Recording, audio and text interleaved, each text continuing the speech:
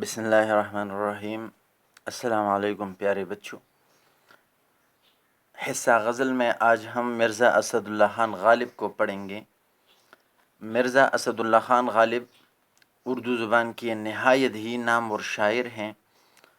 انہوں نے اردو شاعری میں ایک زمانے پر راج کیا ہے، اور جو شہرت، جو عزت اور جو مقام و مرتبہ غالب کو ملا ہے تو بہت کم شعراء کے حصے میں وہ شہرت اور وہ مقام آیا ہے۔ مرزا اسد اللہ خان غالب، اسد اللہ خان نام اور غالب ان کا تخلص ہے۔ پیدا ہوئے 1797 کو اور وفات پا چکے ہیں 1869 کو۔ نام اسد اللہ خان اور غالب تخلص تھا۔ وہ اکبر آباد یعنی آگرہ میں پیدا ہوئے۔ اکبر آباد یہ اس قصبے کا نام ہے، اور یہ کہاں پر ہے؟ یہ آگرہ میں ہے، جو ہندوستان کا مشہور شہر ہے۔ والد کا نام عبداللہ بیگ تھا۔ آپ دیکھ سکتے ہیں یہ جو الفاظ میں نے خط کشیدہ کیے ہیں، انڈر لائن کیے ہیں، تو یہ آپ کے بڑے اہم MCQs بن رہے ہیں۔ یہ آپ کے لیے بہت اہم انفارمیشن ہے، تو لہٰذا یہ آپ نے اچھی طرح ذہن نشین کرنا ہے۔ سب سے پہلے یہ کہ اسد اللہ خان غالب آگرہ میں پیدا ہوئے، پھر آگرہ میں اکبر آباد میں پیدا ہوئے۔ والد کا نام عبداللہ بیگ تھا۔ والد کا نام ان کا عبداللہ بیگ۔ آبا و اجداد، آبا اب کی جمع، اجداد جد کی جمع یعنی باپ دادا۔ آبا و اجداد کا پیشہ سپاہ گیری تھا، یعنی وہ سپاہی لوگ تھے، فوج میں ملازمت کرتے تھے۔ بچپن ہی میں یتیم ہو گئے۔ والد کی وفات کے بعد ان کی سرپرستی نانا نے کی۔ نانا نے ان کی سرپرستی کی، کیونکہ والد اور دادا وہ وفات پا چکے۔ غالب کی زندگی کا زیادہ عرصہ دلی میں گزرا۔ یہ اہم MCQs ہے کہ پیدا تو ہوئے ہے آگرہ میں، لیکن زیادہ دورانیہ ان کی زندگی کا وہ دلی میں گزرا ہے۔ غالب نے 1857 کی جنگ آزادی کے نتیجے میں دلی کی تباہی کے مناظر اپنی آنکھوں سے دیکھے، بالکل میر تقی میر کی طرح۔ میر تقی میر کے بارے میں ہم نے یہ جملہ پڑھا تھا کہ انہوں نے دلی کی تباہی کے مناظر اپنی آنکھوں سے دیکھے تھے، تو شاعری میں اس کا بڑا ہی جاندار عکس نظر آ رہا ہے۔ بالکل اسی طرح مرزا اسد اللہ خان غالب نے بھی دلی کی تباہی کے مناظر دیکھے، تو ان کے خطوط میں، ان کی شاعری میں وہ عکس ہمیں بہت جاندار انداز میں نظر آ رہا ہے۔ غالب کی آمدنی اگرچہ اس دور کے لحاظ سے معقول تھی، مناسب تھی۔ معقول مین مناسب، یعنی جو ایک اچھی اور معقول اور مناسب آمدنی ہوتی ہے وہ غالب کی تھی، لیکن اپنی شاہ خرچیوں کی وجہ سے، شاہ خرچ یعنی زیادہ خرچ، اپنی بساط سے زیادہ، اپنی طاقت سے زیادہ خرچ کرنے کی جو خصلت ہے، چونکہ وہ ان میں پائی جاتی تھی، تو اپنی شاہ خرچیوں کی وجہ سے اکثر مقروض رہتے تھے، اکثر مقروض۔ اور بہت ساری روایات سے پتہ چلتا ہے کہ یہ شاہ خرچیاں یہ شراب نوشی تھی۔ اچھا جی، غالب اردو شاعری کے لیے باعث فخر ہے۔ یہ جس طرح شروع میں نے عرض کیا کہ غالب کے حصے میں جو مقام اور مرتبہ اور عزت اردو ادب میں آیا ہے وہ شاید ہی کسی کو ملا ہو، تو اب اس پیراگراف میں یہی بات ہم پڑھیں گے، اور یہ پہلا جملہ آپ ذرا دیکھیں۔ غالب اردو شاعری کے لیے باعث فخر ہے، یعنی اردو شاعری کو غالب پر ناز ہے، فخر ہے۔ کیوں؟ اب وہ کون سی وجوہات ہے یا کون سی خصوصیات ہیں تو وہ پڑھیں گے۔ انہوں نے اردو شاعری کو بیان کا ایک نیا انداز دیا، بیان کا ایک نیا انداز، ایک نئی انداز میں اردو زبان کو اور اردو شاعری کو پیش کیا۔ دیوان غالب یعنی جو غالب کے اشعار کا مجموعہ ہے، اردو شاعری میں ایک نئی طرز احساس کا حامل مجموعہ ہے۔ یعنی جو غالب کا جو دیوان ہے، جو شعری مجموعہ ہے، تو وہ اپنے اندر ایک نیا انداز سمویا ہوا ہے، وہ ایک مشکل پسند شاعر ہیں۔ یہ بڑا پیارا جملہ ہے، اور جب بھی ہم غزل اس کے بعد پڑھیں گے تو یہ بات کئی جگہوں پر آپ کے سامنے آئے گی کہ وہ ایک مشکل پسند شاعر ہیں۔ ایک عام انداز اور ایک عام مضمون ہوگا، ایک دوسرے شاعر نے اس کو بالکل سیدھے سادے آسان انداز میں بیان کیا ہوگا، لیکن غالب نے اس کو پیچیدہ اور مشکل طریقے سے بیان کیا ہوگا۔ اس وجہ سے ان کا انداز منفرد اور دوسرے تمام شعراء سے ممتاز ہے۔ یہی وجہ ہے کہ جو ان کا انداز ہے تو وہ دوسروں سے منفرد ہے، دوسروں سے جدا ہے، اور دوسرے تمام شعراء سے وہ جدا ہے، ممتاز ہے، یعنی ایک اپنی پہچان رکھتی ہے۔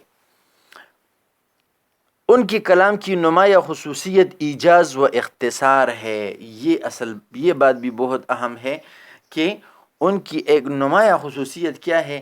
ایجاز و اختصار، یعنی وہ بہت کم الفاظ میں، بہت مختصر الفاظ میں ایک بہت بڑی معنی اور بہت بڑے مطلب کی بات سمجھا دیتے ہیں۔ وہ اپنے غم دل کو ظرافت کے پردے میں چھپا لیتے ہیں۔ یہ غم پر رونا ان کو نہیں آتا، بلکہ اپنے ہی غم کو وہ ظرافت میں، اپنے ہی غم کو وہ خندلبی میں چھپا کر وہ مسکراتا ہے۔ آنسوؤں میں مسکرانا ان کی خاص خوبی ہے۔ یہ بڑا پیارا جملہ ہے، اور یہ ساری کتاب میں صرف ان کے لیے استعمال ہوا ہے کہ آنسوؤں میں مسکرانا ان کی خاص خوبی ہے، یعنی یہ ایک اداکاری ہے، یہ ایک فنکاری ہے جو صرف غالب کو آتی ہے۔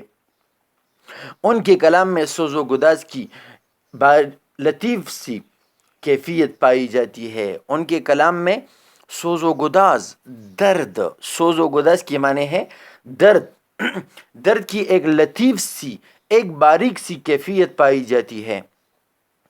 ان کا سوز، یعنی ان کی شاعری میں جو سوز ہے، انسانی زندگی کا حقیقی درد ہے، یعنی انسان حقیقت میں زندگی کا جو درد دیکھتا ہے تو اردو شاعری میں، غالب کی اردو شاعری میں وہی درد دکھائی دیتا ہے اور محسوس کیا جاتا ہے۔ انہوں نے جدت طبع، اب یہ 4 خصوصیات ہیں جن کی بنا پر ان کو یہ بڑا مقام حاصل ہے۔ تو انہوں نے جدت طبع، جدت کی معنی ہے نیا پن، طبع کی معنی ہے طبیعت، مزاج۔ جدت طبع یعنی نیا مزاج، یعنی ان کا نیا مزاج، ندرت خیال، انوکھا خیال، فلسفیانہ سوچ، گہری باتیں، گہری سوچ، اور ہمگیر شخصیت۔ ہمگیر کی معنی ہے بہت سارے تجربات پر اور بہت سارے مشاہدات پر قابو رکھنے والے، یعنی ان کی شخصیت میں مختلف رنگ ہے۔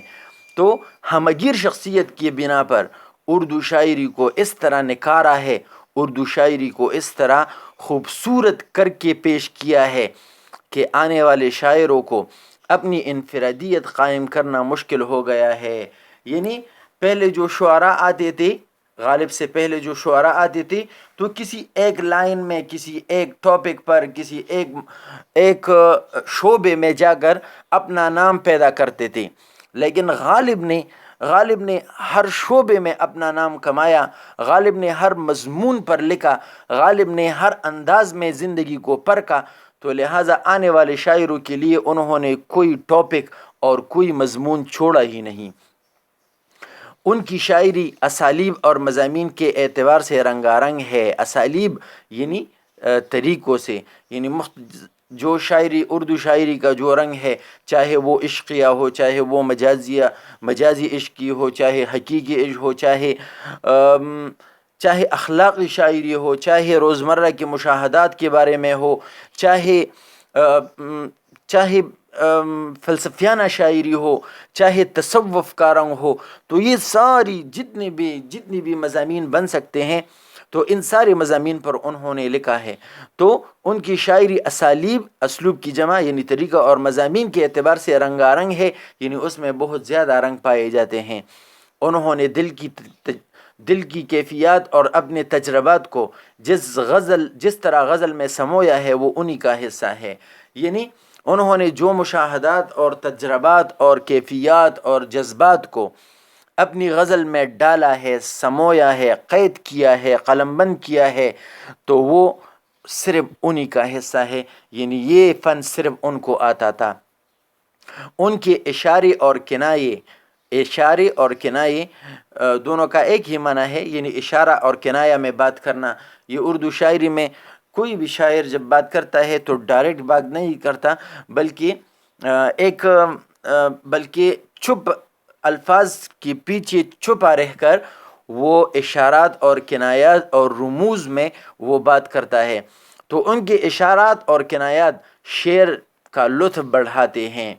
بیان کی شگفتگی یعنی ان کا بیان انتہائی شائستہ ہے، انتہائی شگفتہ ہے، انتہائی زبردست انداز میں وہ اپنی بات بیان کرتے ہیں.